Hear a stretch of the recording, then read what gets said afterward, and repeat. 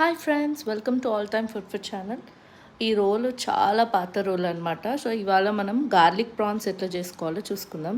So ఈ role మా mummy ఉన్నప్పుడు కొన్నారనమాట. సో ఈ రోల్లో జస్ట్ జీలకర్ర వేసి దంచుకోవాలి ఫస్ట్. తర్వాత ఎల్లుల్లిపాయలు అంటారు, కొంతమంది చిన్న ఉల్లిపాయలు అంటారు, కొంతమంది గార్లిక్ అంటారు. సో దీన్ని బాగా దంచుకోవాలి. మొత్తం ఇట్లా పేస్ట్ లాగా కాకుండా కచ్చాపచ్చా దంచుకోవాలన్నమాట.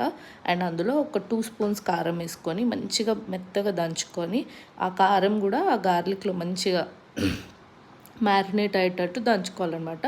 సో ఇది దంచుకొని దీన్ని ఒక ముద్దలాగా చేసి ఇట్లా తీసుకోవాలన్నమాట. తీసుకొని దీన్ని పక్కన పెట్టుకొని ఒక చిన్న కడాయిలో ఒక 2 స్పూన్స్ ఆయిల్ పోసుకోవాలి. అండ్ అందులో ఆయిల్ పోసుకున్న తర్వాత మనం ఆల్రెడీ ప్రాన్స్కి అంతా క్లీన్ చేసుకొని డీవైన్ చేసుకొని దాంట్లో కొంచెం పసుపు కొంచెం ఉప్పు కలుపుకొని పక్కన పెట్టుకోవాలి.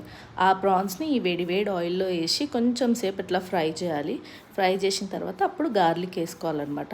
ఎందుకంటే మనం గార్లిక్ ప్రాన్స్లో గార్లిక్ టేస్ట్ ఉండడానికి గార్లిక్ ఫస్ట్ వేపట్లేదన్నమాట.